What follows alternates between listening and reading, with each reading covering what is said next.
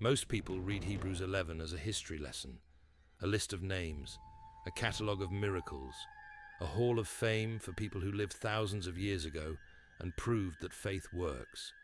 And then they close the chapter and move on. But there is something hidden inside this chapter that most readers walk right past. Something the writer of Hebrews embedded in the final verses. Something so quietly placed, so carefully worded, that you can read it a dozen times and miss it entirely. It is not a story about the past. It is a prophecy about the future. Specifically, about a generation that has not yet arrived. A generation the writer of Hebrews saw coming across the centuries and addressed directly. A generation that would inherit everything these ancient heroes were waiting for. And the question this chapter is actually asking is not, do you believe what they believed? The question is, are you the generation they were waiting for? Because if the timing is what many believe it to be, the answer to that question may be more urgent than anything else you encounter today. To see the prophecy hidden in Hebrews 11, you have to start at the end, not at Abel and Enoch and Noah, not at Abraham lifting the knife over his son, not at Moses walking away from the palace. Start at verse 39. These were all commended for their faith, yet none of them received what had been promised. Read that slowly. Every person in this chapter, every hero, every man and woman who built an ark, crossed a sea, shut the mouths of lions, endured torture, wandered in caves and deserts wearing animal skins, not one of them received what was promised. They died with the promise still outstanding. Now, if this was simply a historical observation, the writer could have stopped there, acknowledged the gap, moved on. But he does not stop. He adds something. Since God had planned something better for us, so that only together with us would they be made perfect. Together with us. Those three words are the hinge on which the entire chapter turns. The heroes of faith are not complete. They are waiting. The story is not finished. And the generation that will bring it to its conclusion is not one of the generations already listed. It is one that is still coming. Before we go further, we need to understand something about the way the writer of Hebrews thinks. He is not writing casually. He is writing with the precision of someone who has studied the Hebrew scriptures so deeply that he sees patterns running across centuries like threads through a tapestry. And one of the patterns he sees is this: God operates in cycles of promise and fulfillment.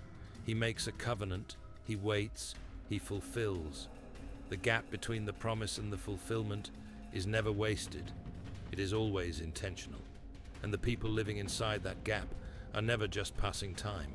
They are participants in the story. Abraham received a promise about a son. He waited 25 years. During those 25 years, the promise was not delayed. It was being prepared. Israel received a promise about a land. They waited 400 years in Egypt. During those 400 years, the promise was not forgotten. It was being set up. The prophets received promises about a Messiah. They waited centuries. During those centuries, the promise was not abandoned. It was approaching. And now, Hebrews 11 tells us, there is one more promise still outstanding. The perfection, the completion, the moment when everything the heroes of faith died believing finally becomes visible. And it cannot happen, the writer says, without us. Now here is where the chapter becomes a prophecy. The writer of Hebrews does not just record the past, he arranges it. Look at the structure of the names in this chapter. He begins with Abel, the first martyr, a man whose righteous blood was shed by his own brother and cried out from the ground. He ends with the martyrs, the ones who were sawed in two, stoned, imprisoned, destitute, wandering in deserts, of whom the world was not worthy, from the first shed blood to the last. And in between, he traces a single unbroken line, a line that runs from creation to the threshold of something he cannot fully name, something just beyond the edge of what history has yet produced. The author of Hebrews, writing under the inspiration of the Holy Spirit, is not just documenting what happened. He is building a case, a legal case, presented to a jury of readers who have not yet been born, about what God has been doing across the entire sweep of human history and where it is all heading. And the verdict the case demands is not admiration for the ancient heroes. It is action from the living ones. Let us look at the heroes again, but this time not as individuals, as a pattern.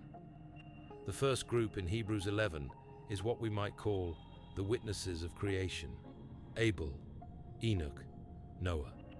They lived before the Great Covenant, before Israel, before the law. They are the proof that faith is not a Jewish invention or a Christian one. It is the original language of the human soul, the way human beings were always meant to relate to their Creator. Abel offered the best he had. God accepted it. His blood still speaks.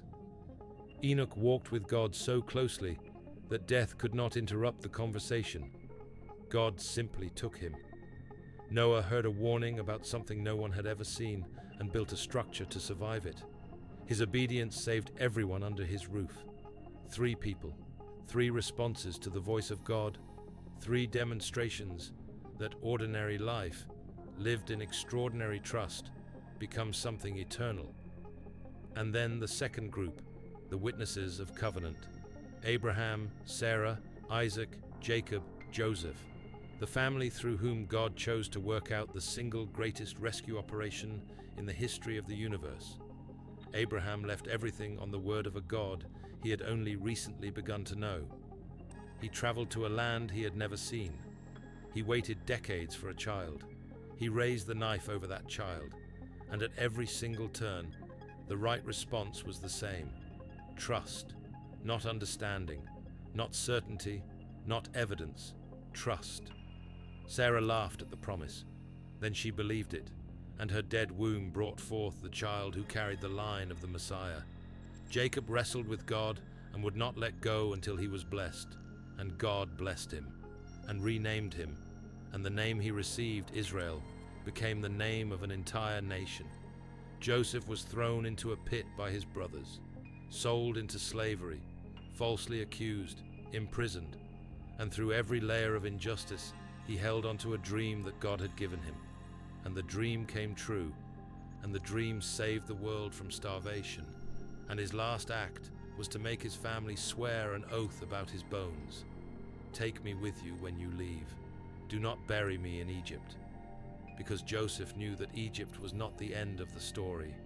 Then comes the third group, the witnesses of deliverance: Moses, the Passover, the Red Sea, the wilderness, Jericho, Rahab. Moses made the most consequential career decision in human history. He walked away from the most powerful empire on earth because he valued the reproach of Christ more than the treasures of Egypt. He chose the invisible over the visible, the eternal over the immediate, the God he could not see over the palace he was standing in. And because he made that choice, 2 million people crossed a sea on dry ground. Jericho fell because an army marched in silence and then shouted. Rahab was saved because she tied a scarlet thread in her window and believed that the God of Israel was real. A thread hung in a window, in the wall of a city about to be destroyed. And it worked. Because faith, no matter how small the object, no matter how unlikely the method, connects a human being to the power that created the universe. Then comes the fourth group, and this is where the tone shifts. And what more shall I say? I do not have time to tell about Gideon, Barak, Samson and Jephthah, about David and Samuel and the prophets. The writer accelerates. He stops telling stories and starts listing names, because the list is too long. The history is too vast. The examples are multiplying faster than the chapter can contain them. And then he describes what these people did. They conquered kingdoms, administered justice, gained what was promised, shut the mouths of lions, quenched the fury of flames, escaped the edge of the sword, became powerful in battle, routed foreign armies, received the dead back to life, victory after victory after victory. And then, without warning, the chapter pivots. There were others who were tortured, refusing to be released so that they might gain an even better resurrection. Others, a different category of hero entirely, not the ones who escaped, the ones who did not. Some faced jeers and flogging, and even chains and imprisonment. They were put to death by stoning. They were sawed in two. They were killed by the sword. They went about in sheepskins and goatskins, destitute, persecuted, and mistreated. And then the line that should stop every reader cold: the world was not worthy of them. The world looked at these people and said, "They are not worthy of us. They are failures, outcasts, criminals, fools." And God looked at the same people and said, "The world is not worthy of them." Two completely opposite verdicts about the same human beings, one from below, one from above, and the one from above is the one that lasts. Now we come to the hidden prophecy.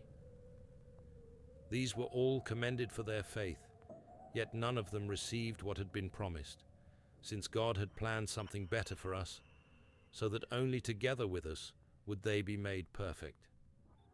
This is not a footnote, this is the thesis. The writer of Hebrews is telling us that the entire story, from Abel's offering to the last martyr in sheepskins, is an unfinished sentence, a sentence waiting for its final word, and that final word is going to be spoken by a generation that the heroes of faith never met, a generation they could only see from a distance, a generation they described as a better country, a heavenly one. They saw it from far away. They greeted it from a distance. They died without arriving, but they never stopped believing it was coming. And here is the prophecy. The writer of Hebrews is not just saying that the story will eventually be completed.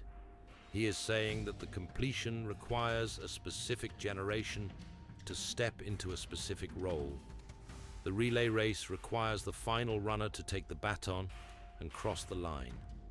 And every generation since Hebrews was written has lived with the possibility that they might be that final generation. But no generation has crossed the line yet, which means the final runner is still out there. What does the end times generation look like, according to Hebrews 11? It does not look like the generation with the most sophisticated theology. It does not look like the generation with the biggest churches or the most advanced technology or the widest global reach. It looks like Abel, giving the best it has, not the leftovers, the first and finest. It looks like Enoch, walking with God so closely, in such constant conversation, that the distance between heaven and earth becomes almost nothing. It looks like Noah, building something that makes no sense to the watching world, taking a warning seriously that the culture around it has completely dismissed, enduring decades of ridicule without abandoning the blueprint. It looks like Abraham, moving when God says move, without a map, without a detailed plan, without the ability to see more than one step ahead. It looks like Moses, choosing the invisible over the visible, the eternal over the immediate, looking at the suffering of God's people and deciding that their story is more important than personal comfort or personal safety. And it looks like the martyrs, holding on. Not because the circumstances got better, not because God explained what he was doing, but because the promise was more real than the pain, and the resurrection on the other side was worth whatever it cost to get there. There is a question that every reader of Hebrews 11 eventually has to face. If these heroes saw the promises from a distance and still believed, what does it mean that we live on this side of the cross? What does it mean that we have something they did not have? The writer of Hebrews answers this in chapter 12, the verse that follows immediately after the end of the Hall of Faith. Therefore, since we are surrounded by such a great cloud of witnesses, let us throw off everything that hinders and the sin that so easily entangles. And let us run with perseverance the race marked out for us, fixing our eyes on Jesus, the pioneer and perfecter of faith. The word pioneer is crucial. In Greek, it is archegos. It means the one who goes first and opens the way for others to follow. Jesus is not just the model of faith. He is the origin of it. He is the source from which every act of faith in Hebrews 11 drew its power, even before the incarnation, even before the cross. Every time Abraham trusted God, he was drawing on a power whose full name he did not yet know. Every time Moses chose the suffering of God's people over the pleasure of Egypt, he was carrying a cross whose shape he could not yet see. Every time a martyr refused to deny God even under torture, they were participating in a story whose ending had already been written in the blood of the Lamb before the foundation of the world. And now, on this side of the resurrection, we know the name, we know the face, we know the story from the inside, and the question Hebrews 11 is asking the end times generation is this: if they believe so much with so little, what are you doing with so much? Let us look at the signs, not in the way of sensationalism, not with charts and timelines and color-coded prophecy maps, in the way of Hebrews 11, in the way of pattern recognition. One of the clearest patterns in the chapter is this: the heroes of faith were always most active at moments of maximum darkness. Noah built the ark when the world was at its most corrupt, when violence had spread so far that God grieved making humanity at all. Moses stepped forward when an entire people were being systematically destroyed by the most powerful government on earth. The martyrs held on when the Roman Empire had made the name of Christ a death sentence. Faith does not thrive in easy times. It does not prove itself when the culture is friendly and the path is clear and everyone around you agrees with what you believe. Faith proves itself in exactly the conditions the world is moving into right now, the conditions of Noah's day. Jesus himself said it: as it was in the days of Noah, so it will be at the coming of the Son of Man.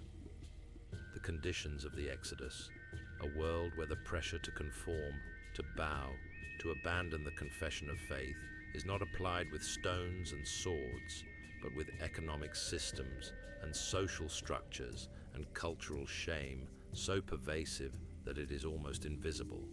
The conditions of the martyrs. A generation that will have to decide whether the promise is worth more than the comfort, whether the resurrection on the other side is worth whatever it costs to get there. There is one more detail in Hebrews 11 that almost no one notices. The writer tells us that the heroes of faith saw the promises from a distance. The Greek word for distance here is porothen. It means far off, beyond the horizon. They could not see the fulfillment clearly. They could see the direction. They could see the shape of the promise on the horizon. But the details were not yet visible. And yet they waved at it. That is what the text says. They greeted it. They saluted it. They acknowledged its existence, even though they could not touch it. Now turn that around. If the heroes of faith were looking forward across the centuries and seeing the final fulfillment from a distance, then the final generation, the generation that inherits the promise, is the generation that the heroes of faith were waving at. They were waving at someone across time, across history, across every century of waiting and suffering and trusting and dying. They were waving at the generation that would finally cross the line. And if you are alive in this moment, in this hour of history, in this generation where every pattern Jesus described is accelerating simultaneously, then there is a very real possibility that you are the one they were waving at, that you are the one Abel's blood was crying out for, that you are the one Enoch's walk was pointing toward, that you are the one Noah's ark was a shadow of, that you are the one Abraham's sleepless nights under the stars were preparing for. So what do you do with that? The writer of Hebrews does not leave us without an answer. He tells us exactly what the final generation must do.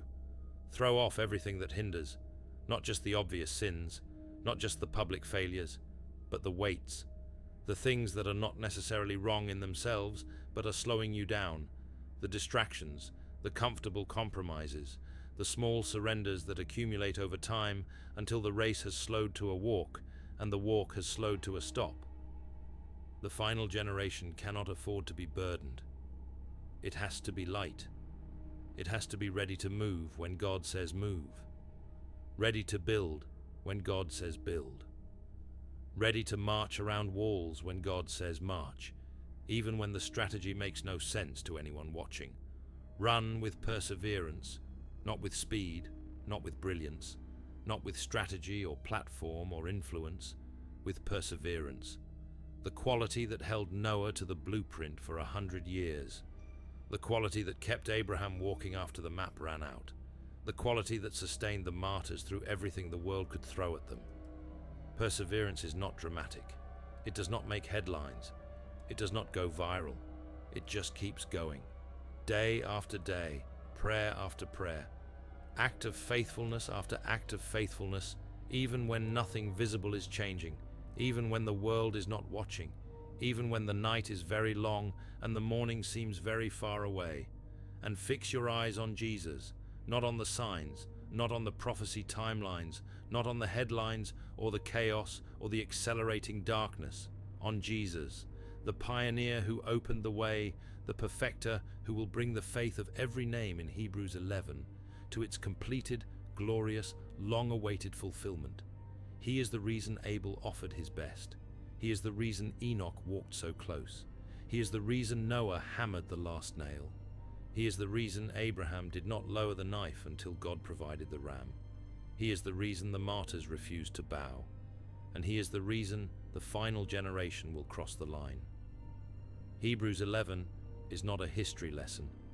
It is a letter addressed to a generation that had not yet been born when it was written. A generation that would live at the intersection of everything that chapter had been building toward. A generation that would look around at the world and recognize, in the chaos and the pressure and the darkness and the acceleration of everything, the exact conditions that the heroes of faith were always most active in. A generation that would hear the cloud of witnesses, not as a poetic metaphor, but as a real and urgent company of voices saying, "We ran our part, we held on, we did not give up even when it cost us everything. Now it is your turn. The baton is in your hand. The finish line is ahead." And the God who kept every single one of his promises to every single one of those ancient heroes is the same God who is keeping you right now. He has not changed. His arm is not shorter. His voice is not quieter. His power is not diminished. He is the same yesterday and today and forever. And the hidden prophecy of Hebrews 11 is simply this: He is not finished. The story is not over. The greatest acts of faith in human history have not yet been performed. They are waiting for the generation that will finally, fully, completely trust the God that Abel and Enoch and Noah and Abraham and Moses and the martyrs all died believing in. Will you be part of that generation? The cloud of witnesses is watching. And they are not watching with anxiety. They are watching with certainty. Because they know how this ends. They saw it from a distance, and they waved.